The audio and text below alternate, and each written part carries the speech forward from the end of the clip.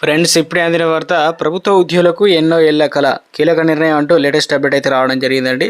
So ఆ వివరాలు ఏంటనేది వీడియోలో తెలుసుకుందాం. వీడియోని చివరి వరకు చూడడానికి స్కిప్ చేయకుండా అర్థమవుతుందండి. మొదటిసారి ఛానల్ వస్తే తప్పకుండా సబ్స్క్రైబ్ చేసుకొని bell button all notification activate చేసుకోండి.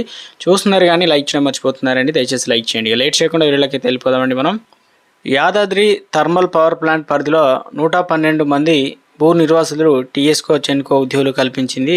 అయితే సంబంధిత నియామక పత్రాలు మాదాపూర్ సైబర్ గార్డెన్లో నిర్వహించిన మీటింగ్లో బట్టి విక్రమార్క వారికి అయితే అందజేశారు.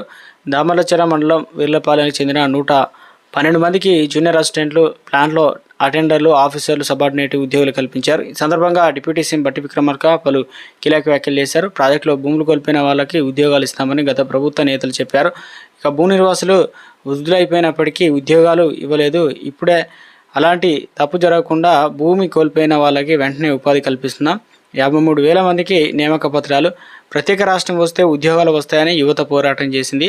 వాళ్ళ ఆశలు నెరవేరుస్తూ కాంగ్రెస్ ప్రభుత్వం అధికారంలోకి వచ్చిన వెంటనే ఏడాదిలో 53,000 మందికి నియామక పత్రాలు అందజేశాం. అలాగే ప్రభుత్వ ఉద్యోగాలు పొందలేని వారి కోసం ఉపాధి కల్పించే కార్యక్రమాన్ని చేపట్టాం. రాజీవ్ యువ వికాస్ ద్వారా యువతకు ఉపాధి కల్పించనున్నాం.